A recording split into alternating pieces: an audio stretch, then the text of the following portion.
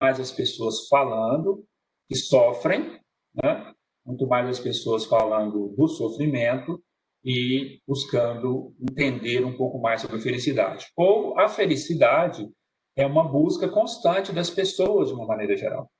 Todo mundo, de alguma forma, se você fizer uma pesquisa, vai falar que quer buscar a felicidade, mas essa felicidade ela é buscada em situações diferentes, em valores diferentes, em, em modos diferentes, e talvez nós não tenhamos entendido qual que é a finalidade de entender aqui nesse momento atual o que é a felicidade, como funciona o sofrimento e o que nós podemos fazer com esse sofrimento, o que nós podemos tirar de proveito da história, daquilo que eu posso dizer, estou sofrendo e isso pode me trazer algum benefício. Algumas pessoas falam assim, mas que benefício, estou sofrendo, né? Que coisa ruim, eu quero acabar com isso, eu quero viver feliz, eu quero sair fora dessa dor, desse sofrimento, e ninguém gosta de sofrer, ninguém gosta de sentir dor, ninguém gosta de sentir perdas, e infelizmente é a realidade que nós todos vivemos isso todos os dias, todos os momentos. Fique à vontade para poder perguntar, interromper tanto pelo microfone ou pelo chat. Estou aqui acompanhando pelo chat. Se quiserem acrescentar alguma informação, fiquem à vontade. Eu vou fazer aqui, Alessandro, dividir aqui com vocês essas telas. Tem pessoas que conseguem falar assim, sem uma muleta, como, por exemplo, um Rafael Lavarini, né, que fala de Paulo Estevam sem nem pegar no livro, tanto que ele conhece o tema. Mas a gente prepara também esses slides para facilitar, logicamente, a nossa fixação, não é? Porque, além de ouvir, a gente também lê e guarda, logicamente, as informações que a gente busca nos livros, a codificação, para poder ilustrar esse tema, esse assunto que é muito relevante para todos nós neste momento. Então, o que é? Vamos falar primeiro de sofrimento. Eu acho que a gente pode começar falando de sofrimento e depois falar um pouco de felicidade. O que é? Né? Como é que a gente vê essa coisa do sofrimento? A primeira observação que a gente deve pensar é o seguinte: a felicidade não é deste mundo, já disse Jesus. Né? Lá no Evangelho consta para gente que a felicidade não é desse mundo e que nós temos muito mais problemas do que felicidade. E essa fala do Evangelho segundo o Espiritismo, François, está no capítulo 5, item 20, fala exatamente aquilo que a gente sente no momento, na vida como um todo. Com efeito, nem a fortuna, nem o poder, nem mesmo a juventude florescente são condições essenciais da felicidade. Digo mais, nem mesmo a reunião dessas três coisas tão desejadas, uma vez que se ouvem sem cessar no meio das classes mais privilegiadas, pessoas de todas as idades lamentarem amargamente da sua condição de ser. Quando a gente deposita na felicidade os bens materiais, nós olhamos para os ricos, para os poderosos, para as pessoas que têm posses, para as pessoas que têm bens, e imaginamos que essas pessoas não têm problema. Imaginamos que vida maravilhosa que deve ser, porque ela tem tudo, né? Tem dinheiro, tem carro, tem casa, né? Pode viajar todo ano, pode viajar todo dia, não tem dificuldade, não tem problema. E esse espírito desperta e fala para nós justamente ao contrário. Mesmo se você tivesse juventude, poder e fortuna, né, que são as três coisas que, a princípio, nós colocamos como um valor para a felicidade, mesmo se você tiver essas três coisas, você ainda vai ouvir alguém reclamar: não sou feliz, ou estou infeliz, ou estou deprimido, ou tenho dificuldade, ou, enfim, uma série de outras situações que nós normalmente verificamos, e que normalmente nós verificamos e que indica efetivamente que a felicidade não está em nenhuma dessas coisas, nem na fortuna, nem na juventude. Enquanto somos jovens, não temos doenças, né? Não temos problemas, nem no poder. Muita gente acha que vai, né, chegar ao poder, assumir um cargo de poder aí, um cargo relevante, né, vai ser respeitado e não sabe o tamanho dos problemas que carregam consigo, né, que a pessoa carrega por ter que ocupar esses cargos, essas responsabilidades. Eu fico pensando, por exemplo, né, nosso presidente com algumas falas infelizes. Imagina a quantidade de energia negativa que essa pessoa recebe. Mas imagina também o peso que é dirigir um país do tamanho do Brasil, com a diversidade que o Brasil possui, com as diferenças que o Brasil possui, e levar a todas as pessoas algo que interessa a todo mundo, algo que preencha todo mundo. Então, não é fácil para a gente olhar para as pessoas que ocupam determinadas situações, determinados cargos, determinados poderes, e imaginar que essas pessoas são felizes. Muito pelo contrário, eu acho que dormir todos os dias pensando que se você acertou ou não acertou, se você fez certo ou não fez certo, se as pessoas estão te cobrando ou não estão te cobrando, isso deve ser extremamente pesado. Qualquer pessoa que resolva exercer um cargo público em todas as áreas do poder, né, de uma maneira geral. Então, não é isso que traz a felicidade, a gente já entendeu. Porque quem tem fortuna, tem poder e tem juventude, ainda assim sofre algumas situações que trazem para ela, né, algum tipo de dor. As dores, de uma maneira geral, ou são físicas ou são morais. Quando a gente não está lidando com uma dor física, uma doença, nós temos algum problema de dor moral, né? Uma perda, uma dificuldade de convivência, alguma questão relativa aos tratamentos que nós recebemos das pessoas. Enfim, a dor ela é constante e ela é presente na nossa vida. Não existe em nenhum momento da nossa vida que a gente tenha uma felicidade completa e uma felicidade repleta. Tá? Dor física e dor moral é algo que nós experimentamos ao longo de toda a nossa vida. E isso acho que todas as pessoas podem dizer. Quem tem dinheiro, quem não tem dinheiro. Quem tem saúde, quem não tem saúde. Quem tem poder, quem não tem poder. Quem é novo, quem é velho. Todas as pessoas em determinado momento sofrem, recebem alguma carga de dor, alguma necessidade, decorrente de uma necessidade, porque nos falam os espíritos que isso é uma condição inerente aos mundos de provas e expiações, pelas condições precárias dos espíritos que os habitam. Nós já sabemos, não é novidade, o planeta Terra é esse mundo de prova e expiação. E os habitantes do planeta, logicamente, não são pessoas que têm condições perfeitas. Aliás, se tivéssemos condições perfeitas, certamente não estaríamos aqui, estaríamos em outros planos. O perfeito desse planeta provavelmente não existe.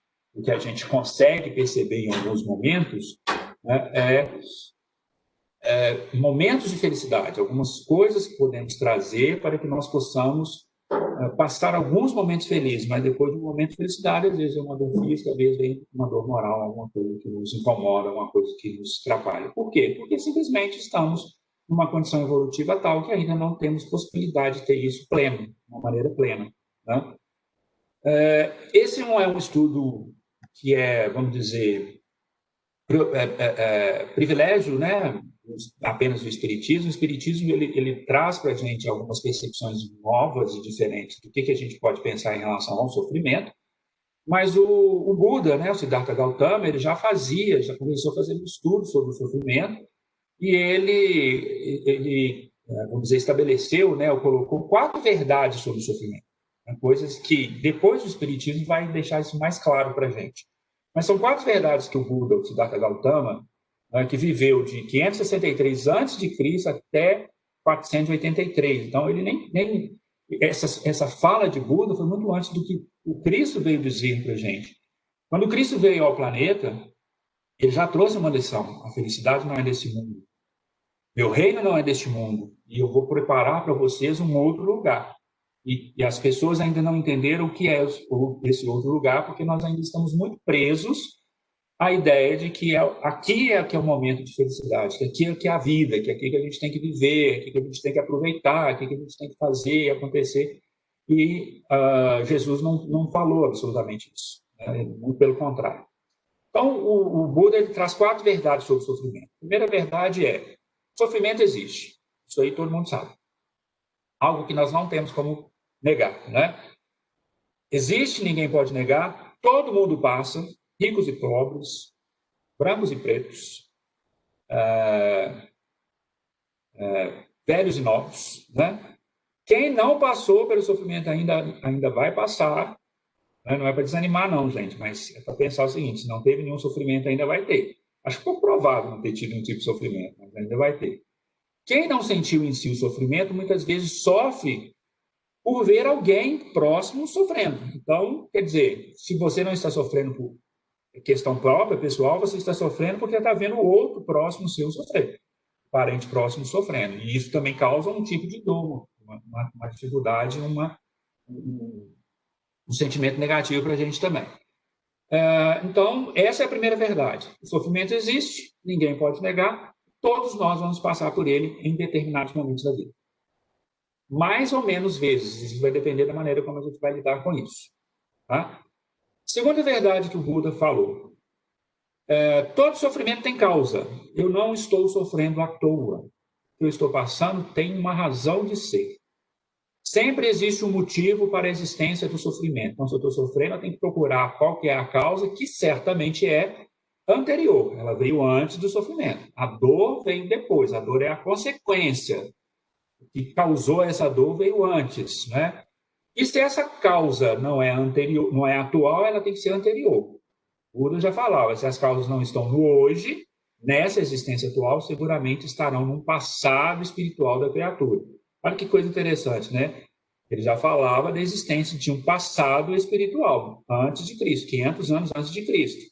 Já dizendo para a gente, olha, você está vivendo hoje algo que é consequência, que é resultado daquilo que você fez ou deixou de fazer no passado espiritual.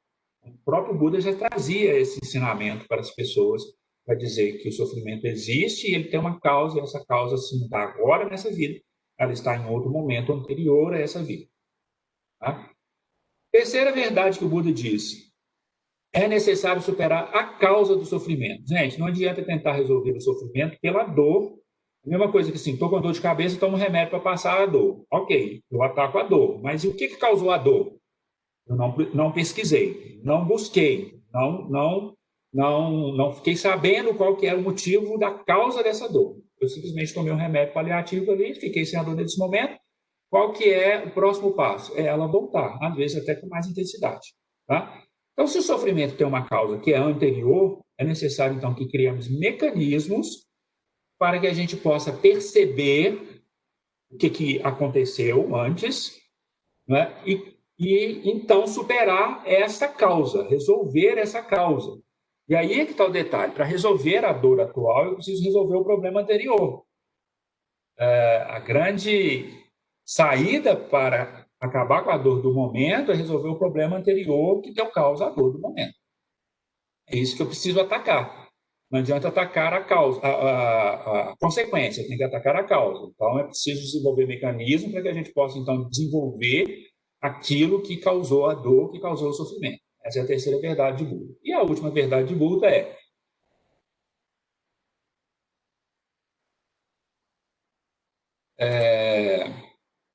se é necessário superar o sofrimento, então qual é a melhor forma de superar esse sofrimento? Essa é a verdade. Como ele não só contou essas quatro verdades, ele trouxe, então, a forma de liberar o sofrimento. O próprio Buda já disse o seguinte, se o sofrimento existe, todos nós vamos passar. Se ele é consequência de uma causa anterior e nós temos que atacar essa causa, então nós temos que buscar uma forma de liberar esse sofrimento, e aí ele vai dizer para nós como funciona a forma de liberar esse sofrimento. Então vamos lá. Para se superar o sofrimento, a melhor forma é ter consciência reta. É importante não carregar em si sentimentos de culpa. A culpa, mesmo que de forma inconsciente, é geradora de sofrimento, porque toda culpa pede uma punição.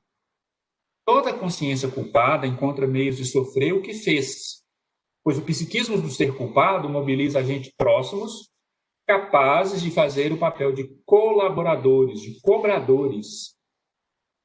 Então, é necessário estar com a consciência tranquila, agir retamente, falar retamente, sentir retamente e, sim, viver retamente.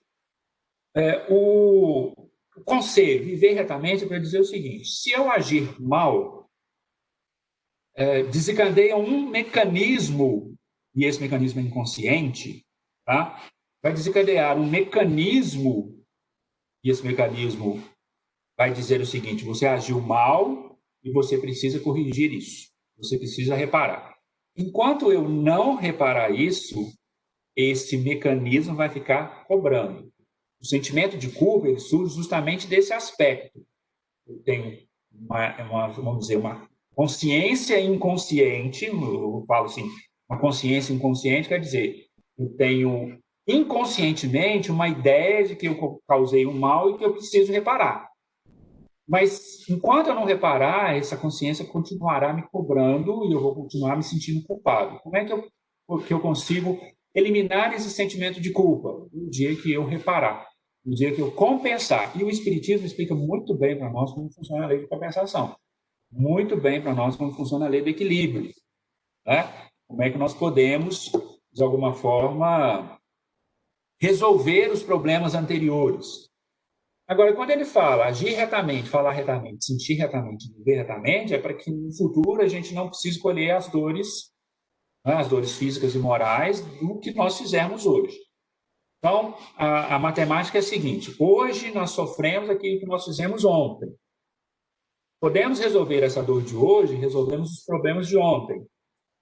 E podemos viver hoje também retamente, de modo que amanhã eu não preciso mais de voltar atrás para corrigir os problemas que eu fiz. Então, percebem esse mecanismo de hoje viver retamente, porque facilita a correção do passado e possibilita que no futuro também não tenha que carregar esse sentimento de culpa, esse mecanismo que vai ser desencadeado automaticamente, porque isso faz parte da nossa própria essência, esse mecanismo que vai ser desenvolvido para que nós, de alguma forma, entendamos a necessidade de reparar e de corrigir o erro daquilo que nós fizemos de alguma forma. Ok? Pessoal, pode ficar tranquilo para interferir e acrescentar se quiser. Tá? Então, essas informações sobre Buda está aqui nessa página da Fraternidade Espírita Irmão Glacos, tá?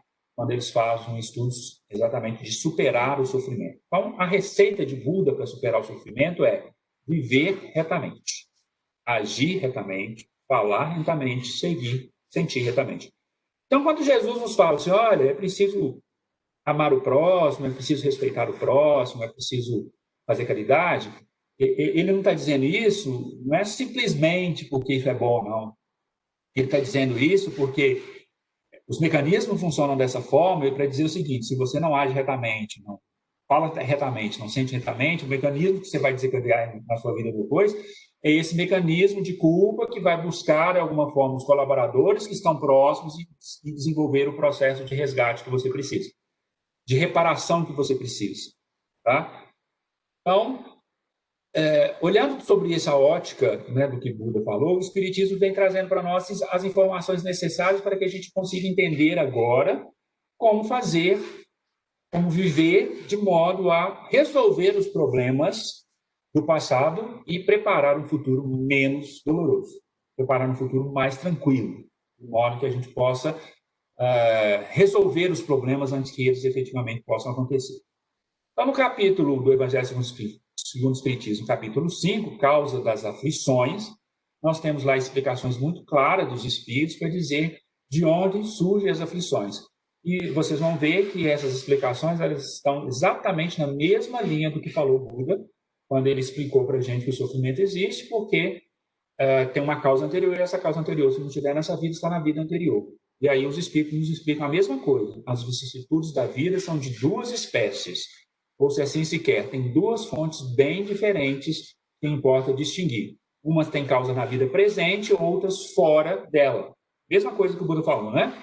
Se você não encontrar a causa da sua dor hoje na vida presente, pode procurar que é da vida passada, que é das questões espirituais que você traz, que você trouxe em relação, que fazem parte do seu sistema, da sua vida, da sua situação de vida, daquilo que você já vem carregando ao longo de muitas vidas. O interessante da história toda para nós espíritos é entender que nós temos a oportunidade de viver muitas vidas. E ao viver muitas vidas, nós vamos, então, corrigindo ou criando novos problemas. Corrigindo ou criando problemas. Corrigindo ou criando problemas. Mas temos essas novas oportunidades. Então, remontando à fonte dos males terrestres, se reconhecerá que muitos dos males atuais são consequências do caráter e da conduta de quem o suporta. Então, gente, detalhezinho, não adianta achar que está tudo na vida passada, não, porque não está.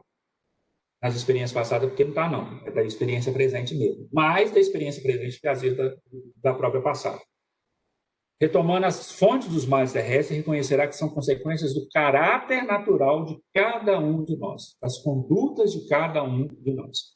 Então, se nós ainda não estamos vivendo retamente, se nós ainda não estamos falando retamente, essas consequências elas são automáticas. Toda vez que eu falo mal, dispara o mecanismo me cobra. Toda vez que eu uso a palavra contra para criar problemas, dispara o mecanismo volta para mim. Né? Toda vez que eu uso mal das minhas faculdades, dispara o mecanismo me cobra. Tá? Então, os males que nós vivemos hoje, grande maioria é da nossa conduta mesmo, do momento que nós estamos vivendo. Raiva o tempo inteiro, a gente se encoleriza por pouca coisa, a gente não perdoa por pouca coisa, a gente não é indulgente com as faltas alheias por mínimas coisas, a gente não aceita as falhas dos outros pequenas, mas quer que eles aceitem as nossas grandonas, né? Enfim, isso tudo é do momento presente. E soma-se ainda as questões passadas, né? Mas os momentos no momento presente é consequência da nossa própria condição, do nosso próprio caráter, da nossa própria característica, das nossas próprias aquisições, daquilo que nós já temos conosco. Então, eu estou vivendo hoje um momento presente de consequência daquilo que eu já preparei no passado, mas que eu continuo preparando no momento, porque eu não mudei absolutamente nada da conduta passada em relação à conduta atual. Então, eu já não vivia retamente, continuo não vivendo retamente. E aí o mecanismo vai continuar se desenvolvendo. Não vivia retamente, não vivo retamente, quer dizer, o que eu não vivi retamente, consequência hoje, o que eu não vivo retamente hoje, consequência no futuro. E aí, nesse processo, nós vamos continuar. É quase como uma espiral, né? Ficamos nesse círculo. Vamos seguindo dessa forma. Tá? Então, completa os espíritos. Se há males dos quais o homem é a causa primeira nessa vida, há outros, pelo menos na aparência, que lhes são completamente estranhos, que parecem atingir como que por uma fatalidade. Tá? Essa fatalidade não é uma fatalidade assim cega, é uma fatalidade que está ligada àquele mecanismo que eu falei para vocês, de culpa, reparação. Quer dizer, já que eu desencadeei esse processo, esse mecanismo,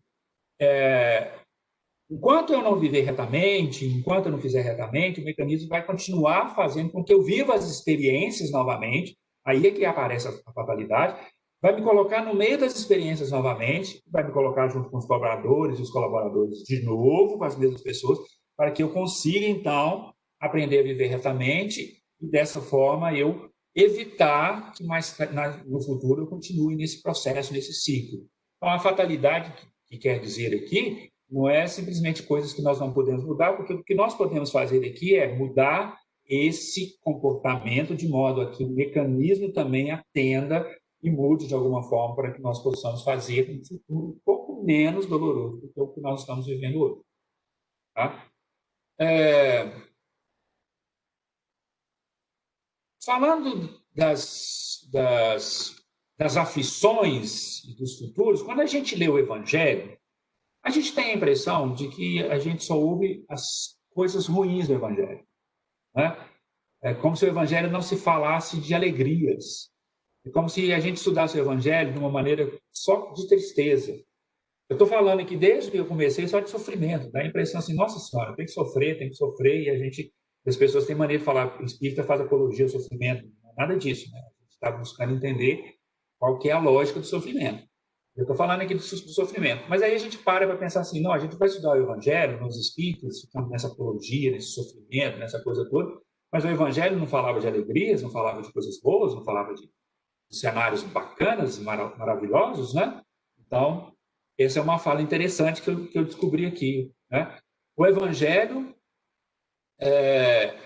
ele realmente trouxe muitas das dores do povo, de alguma forma, mas essas falas, esses ensinos foram feitos em lugares bonitos, maravilhosos. Né? Então, o Evangelho não poderia trazer os cenários do riso mascarado do mundo, que são as falsas ilusões que a gente vive no momento atual, que já se vivia naquele momento. Né? Jesus teve que combater os doutores da lei, teve que combater as práticas exteriores da igreja, teve que combater uma série de situações arraigadas no meio daquele povo, e aí realmente ele teve uma certa dificuldade assim, de fazer esse povo entender essa história. Né? Mas olha só, ele fez tudo isso em paisagens de perfeita alegria espiritual. E aí o Evangelho também nos fala de festas, nos fala de júbilos, nos fala de belezas, nos fala de alegrias, nos fala de maravilhas que Jesus pôde trazer e vivenciar junto com esse povo que também tinha suas dores e suas dificuldades. Então, a primeira revelação foi nas bodas de Caná, momento de festa, né? Jesus levando para as pessoas ali um momento de alegria. Falando das revelações nos júbilos da família, reunido com Pedro e os apóstolos ali, né? Quem leu o livro Boa Nova vê que as reuniões ali eram reuniões tranquilas, eram reuniões. A sensação que a gente tem, né, quando Humberto de Campos descreve as falas ali, as perguntas, é de que eram reuniões assim, gostosas, afetuosas, de presenças ali, de troca, de conhecimento, de sabedoria, de situações, né, gostosas, em que eles aproveitavam a presença de Jesus para poder aprender um pouquinho mais, né? Era a reunião da família, era a reunião do momento de confraternização da família, né?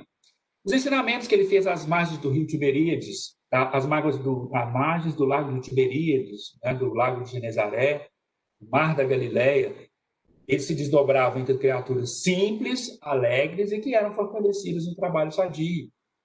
Então, ele estava sempre, vamos dizer, rodeado de pessoas alegres e simples também, embora os doentes, os criminosos, né, as pessoas buscavam ele porque já sentiam a necessidade de estar com ele.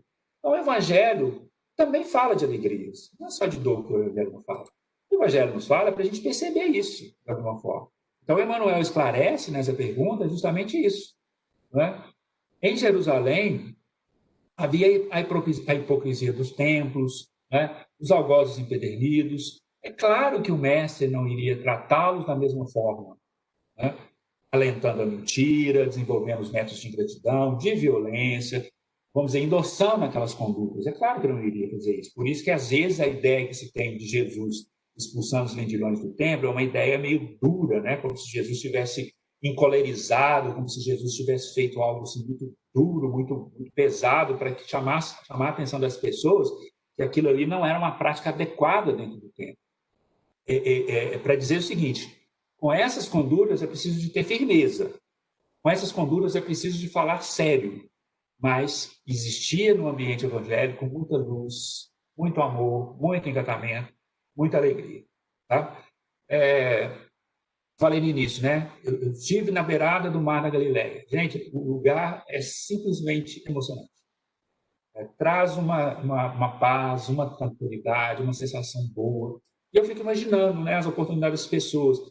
Por exemplo, no Monte das Beatitudes, né, ou no Monte das Bem-aventuranças, onde ele pôde falar, a visão do Monte das Bem-aventuranças é algo assim lindo, fantástico, é maravilhoso. A sensação que transmite ali naquele momento. Eu acho que, logicamente, né, o lugar onde ele foi pregar o evangelho não foi um lugar escolhido, que tinham muitas belezas, que tinham muitas coisas boas, que tinham muitas maravilhas, muitas luzes, para que isso pudesse ficar gravado efetivamente no coração das pessoas, né? Então, o Evangelho ele não nos fala só das dores, do sofrimento. É preciso entender o mecanismo do sofrimento, sim, mas o Evangelho nos fala também das coisas boas, daquilo que nós podemos falar. Tá? Então, vamos começar a falar da felicidade. Como é que a felicidade pode ser pensada? Como é que nós podemos trabalhar a felicidade?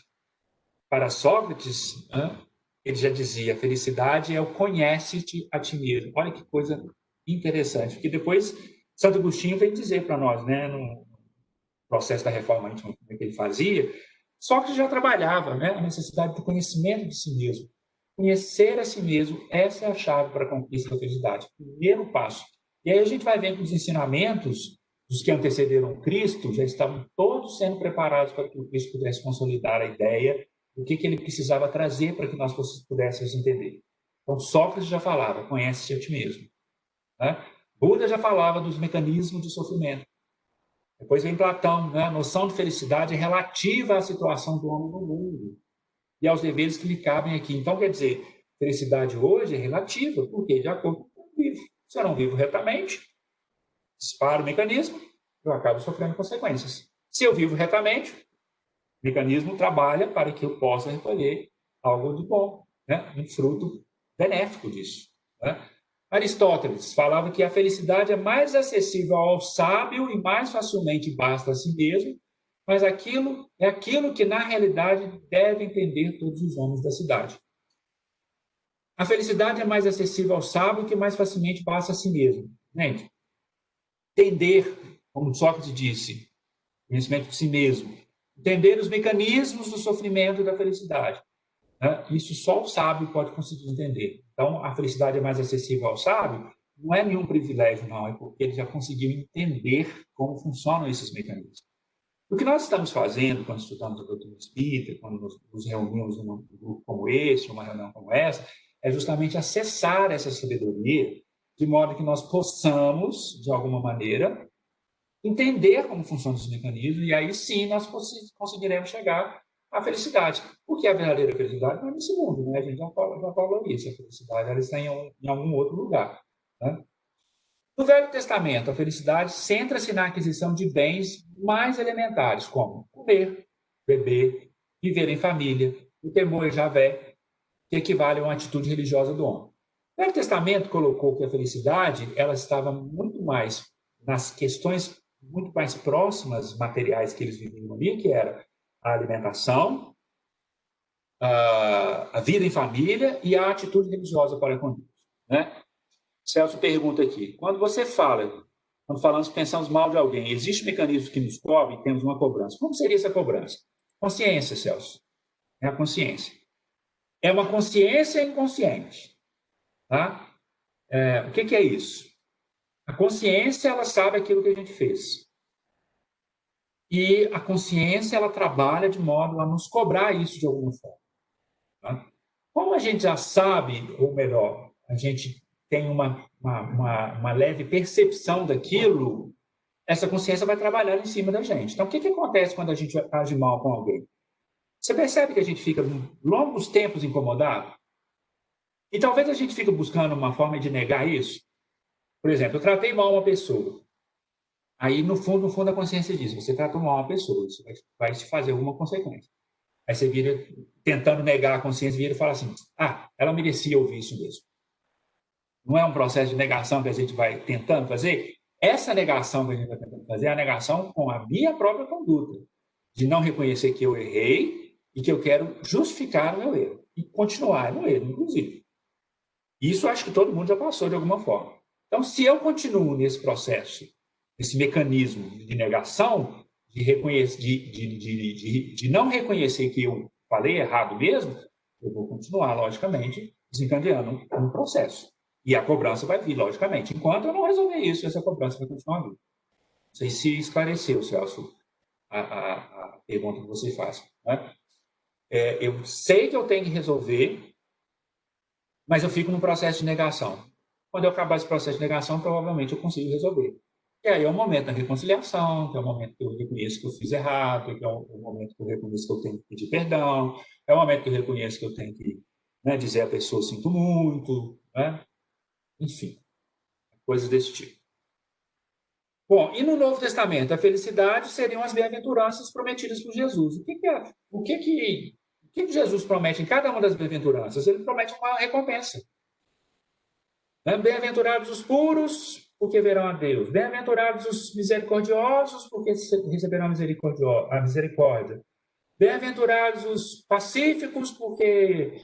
Enfim, cada uma dessas bem-aventuranças traz uma felicidade.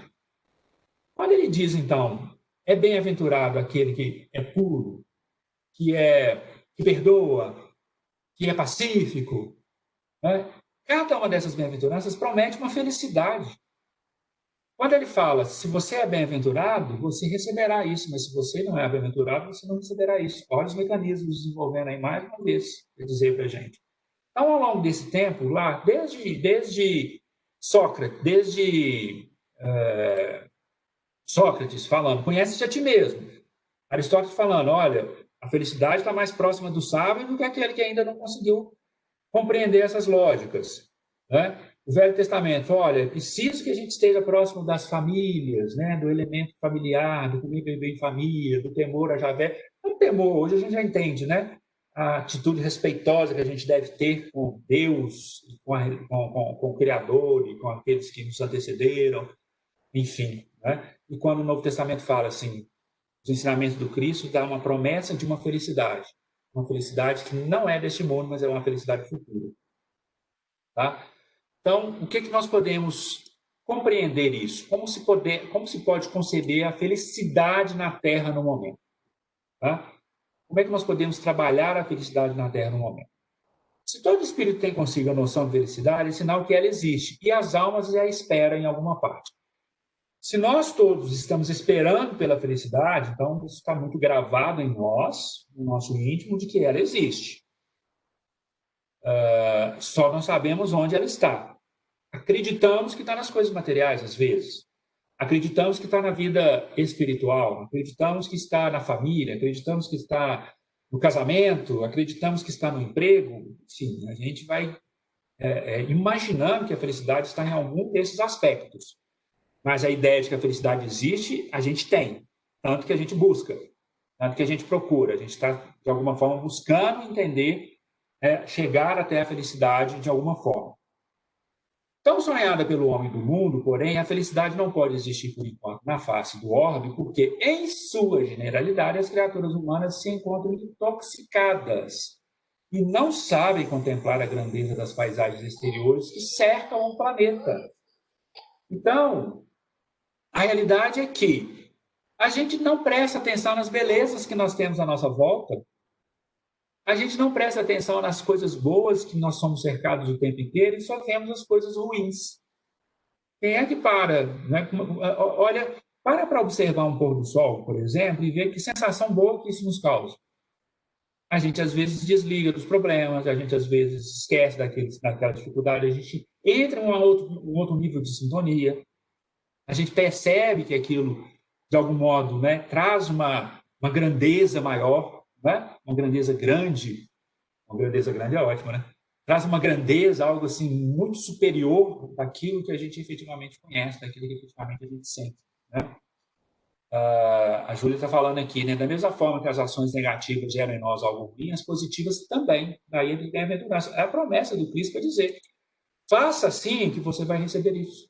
Faça assim que você vai receber isso. Só isso que ele queria nos dizer, né? Cada uma dessas situações. Então, todos nós sonhamos pela felicidade e talvez ela está tão próxima, tão perto da gente, a gente não percebeu. A gente está buscando em coisas fora da gente, fora daquilo que nos cabe, fora do que realmente importa. E a felicidade, então, ela passa a ser tão distante justamente porque nós não prestamos atenção nas grandezas daquilo que está à nossa volta o tempo inteiro. Né? E Emmanuel ainda completa nessa ideia, né? Da felicidade na Terra, né? Importa observar que é no globo terrestre que a criatura edifica as bases da sua aventura real, pelo trabalho, pelo sacrifício, caminho das mais sublimes aquisições para o mundo divino de sua consciência. Então, pessoal, imaginar que a felicidade está em outro lugar e sair, então, buscando essa felicidade em outro lugar, é tirar os pés da terra. É acreditar, assim, eu não mereço viver, eu não quero viver mais aqui, não, quero voltar para o plano espiritual, porque é lá que é a verdadeira felicidade. Opa, estamos perdendo uma grande oportunidade de trabalhar isso. É no globo terrestre que nós conseguiríamos edificar essas bases para essa verdadeira felicidade. Isso quer dizer o quê? Precisamos estar aqui. Quanto mais fincados com o pé na terra, maiores as possibilidades nós temos de trabalhar uma aventura real futura. Mas é aqui, neste momento, vivendo cada uma das situações, observando as coisas boas, trabalhando aquilo que precisa de ser mudado, é essas situações que nós precisamos de viver, estar com os pés aqui, ficados na terra, de modo a entender que nós só conseguiremos chegar a essa aventura real se a gente estiver fazendo trabalhos e sacrifícios que nós temos que viver aqui na terra, nesse momento, para poder chegar até lá. Essa é a fala de Emmanuel, na pergunta 240 do Consolador. De que maneira nós podemos conceber a felicidade na Terra? Ela realmente é difícil, mas a gente deixa de prestar atenção nas coisas boas para prestar atenção nas coisas ruins E esquece do trabalho que precisa de ser feito aqui, nesse momento, para que então a felicidade verdadeira possa nos alcançar. Às vezes até já nessa vida, né? Quem sabe, né? Então, recadinho de Jesus para nós, para que a gente entenda como alcançar a verdadeira felicidade. Mateus capítulo 6, versículo 19 a 20, Jesus nos diz: não ajunteis tesouros na terra, onde a traça e a ferrugem tudo consomem, e onde os ladrões minam e roubam.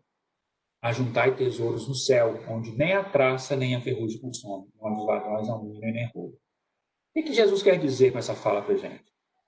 Não fica preocupado com o que você vai conseguir juntar aqui na terra. E aí os tesouros que ele fala são os tesouros dos bens materiais que nós estamos tão preocupados.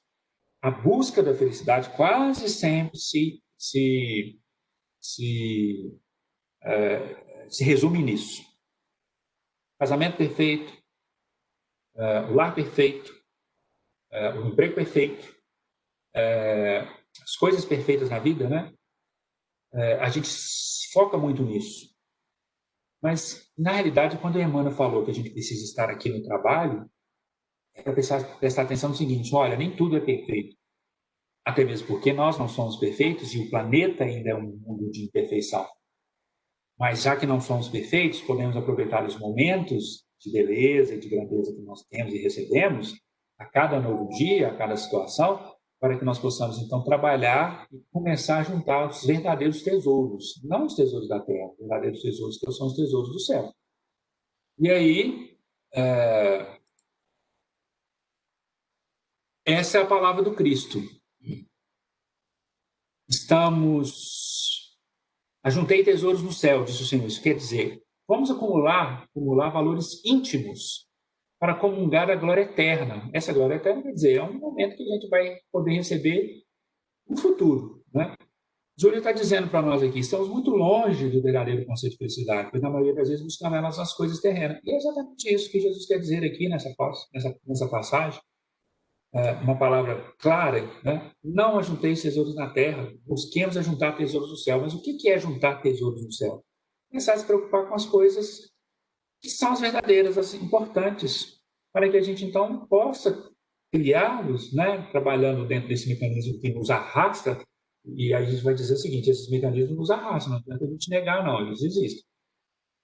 Evitando que esses mecanismos nos arrastam, vamos lembrar a fala de Buda: vivendo retamente, né? Trabalhando retamente, falando retamente, né?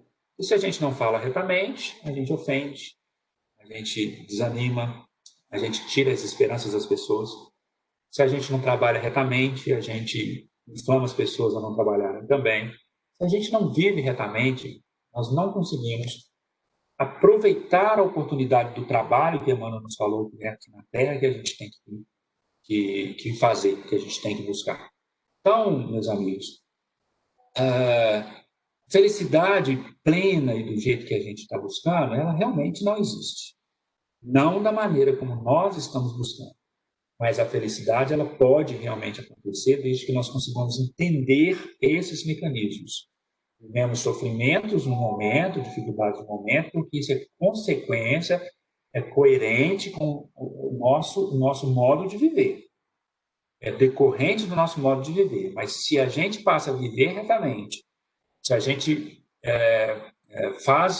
cumpre cada uma das bem-aventuranças, se a gente faz cada uma das situações que estão previstas dentro da fala de Jesus e dos que o antecederam, como os sábios da antiguidade, como Buda, como Sócrates, como Platão, Aristóteles, todos eles já traziam para nós uma sementinha dessa essência que o Cristo veio reforçar em nós, dessa verdadeira felicidade. Então, é hora da gente parar de buscar felicidade onde não existe e começar a ver a felicidade onde ela verdadeiramente existe, onde ela verdadeiramente está, nos momentos que nós estamos vivendo. Os momentos de família é um momento de felicidade.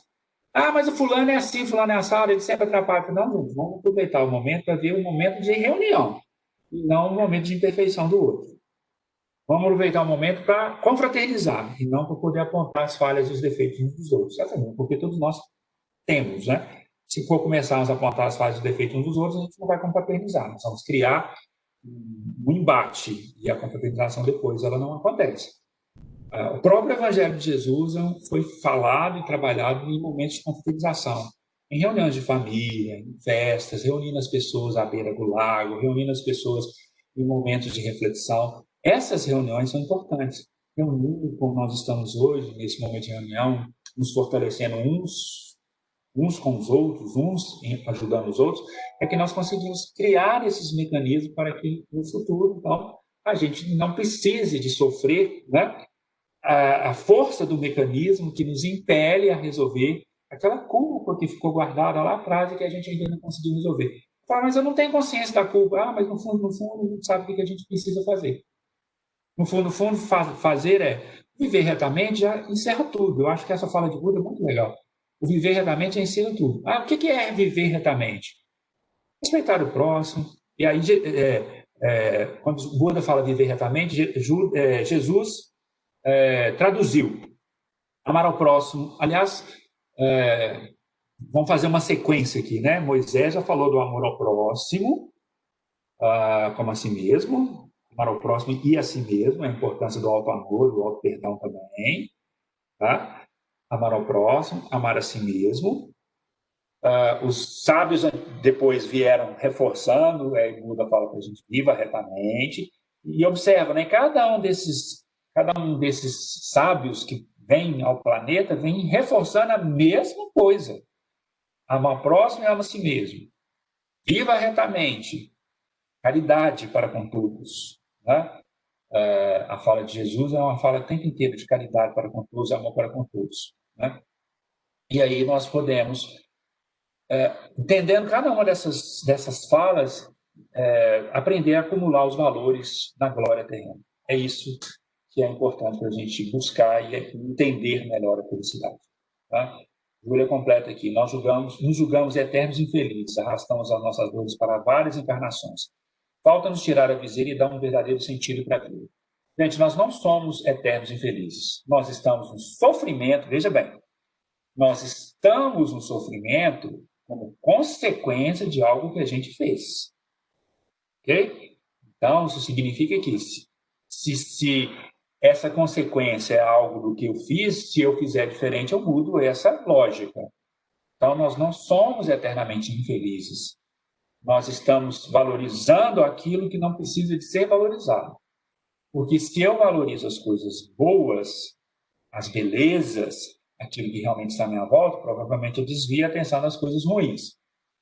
E, entendendo que nós temos dificuldades, e que essas dificuldades, logicamente, vão nos cobrar isso em algum momento, alguma hora, aí é hora de aprendermos e começar a pensar. É preciso viver retamente. É preciso olhar para o outro e entender que ele também tem as dores, os problemas e as dificuldades.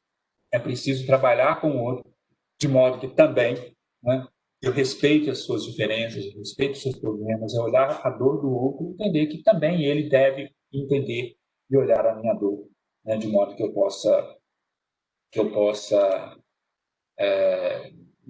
melhorando e trabalhando isso de alguma forma. Né? Tem uma fala do Celso aqui que eu perdi, acho que resumindo, né? Agradecer sempre por tudo que temos, pelas falas que estão, pelas pessoas que estão à nossa volta, pelos familiares, pelos colegas de trabalho e outros mais. Né? Enfim, estamos no lugar certo, no momento certo, com as pessoas certas. Obrigado, Celso. Perfeita a observação. Tá? É isso, pessoal. Felicidade e sofrimento são relativas. As duas situações são relativas. Aliás, a felicidade é a única verdadeira, mas enquanto a gente não tivermos entendido a lógica do mecanismo do sofrimento.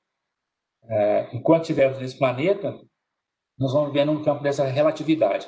Mas o dia que a gente tiver entendido esses mecanismos, provavelmente a gente vai começar a olhar as pessoas de uma maneira diferente.